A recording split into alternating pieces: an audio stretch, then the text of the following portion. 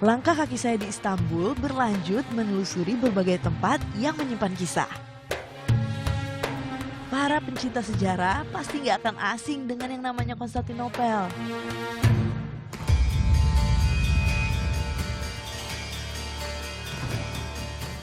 Pusat perdagangan rempah antara bangsa Asia dengan Eropa. Sempat berjaya, Konstantinopel akhirnya ditaklukkan oleh seorang khalifah muda dari Utsmaniyah bernama Al-Fatih. Benteng Konstantinopel inilah salah satu saksi penaklukannya.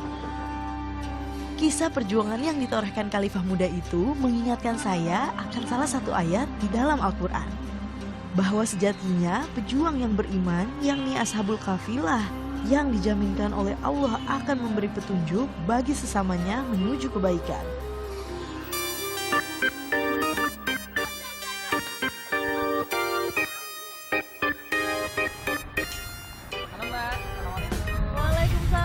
Kisah Firdaus Guritno ini mungkin bisa jadi pengingat.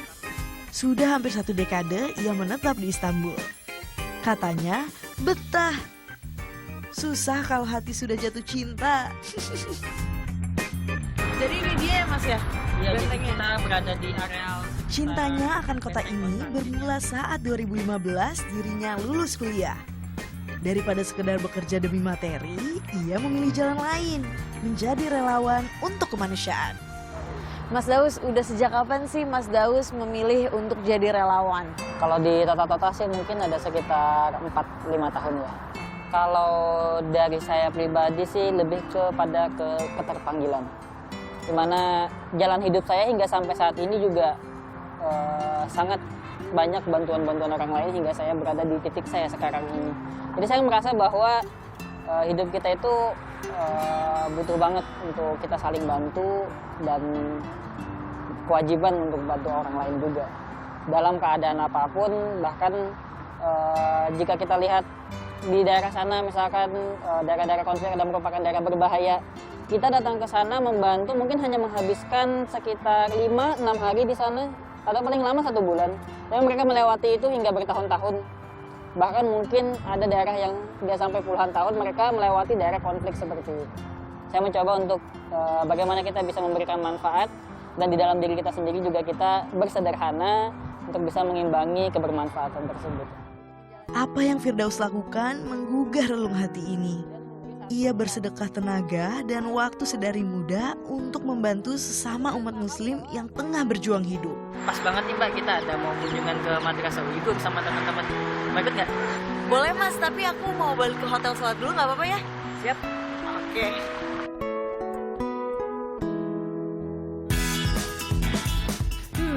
Cek dulu Pepsodent Siwak di tas. Oke, aman. Saya jadi tersadar semestinya saya juga bisa membantu sesama meski dari hal kecil sekalipun. Seperti Firdaus. Ya Allah, mau sholat sampai lupa.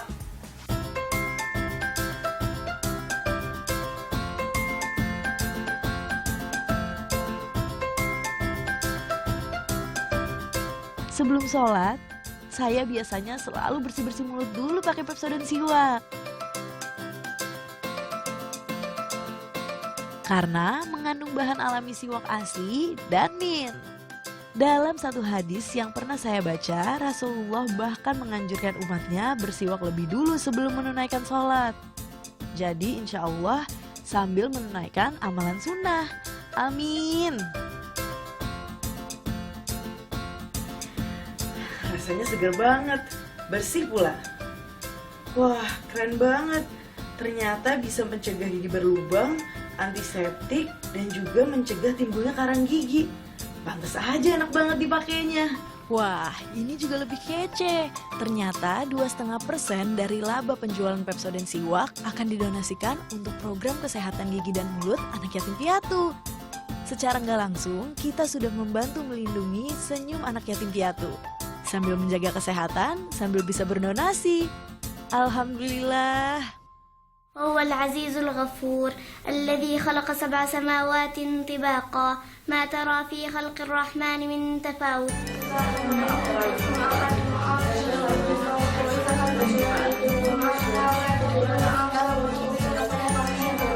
Kedatangan kami disambut dengan merdunya ayat Al-Quran yang dilantunkan anak-anak. Tak salah dan wajib memang menanamkan kecintaan terhadap Al-Quran ke anak-anak sejak dini. Agar anak-anak tidak salah langkah dalam hidup.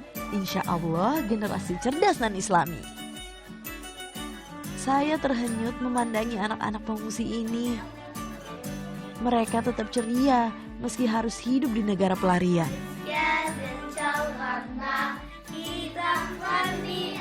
Semangat menuntut ilmu terlihat dengan kegembiraan mereka di dalam kelas. Ya, mereka percaya pendidikan akan merubah jalan hidup yang ada. What are your hopes for the kids that you teach here in the future? Hepimiz biliyoruz yani Çin bizim ana dilimizi tamamen yasakladı. Türkiye bize böyle bir ortam sundu. Biz bu hizmetten yararlanmak amaçla çocuklarımıza ana dil eğitimimizi veriyoruz. Unutulmuş ana dillerimizi yeniden diriltmek. Çocuklarımız bu ana dilde büyüyecek. İnşallah daha ileride. Mungkin ini yang dimaksud Firdaus, menjadi sederhana dalam kebermanfaatan. Menemani anak-anak ini tumbuh dan meraih impian.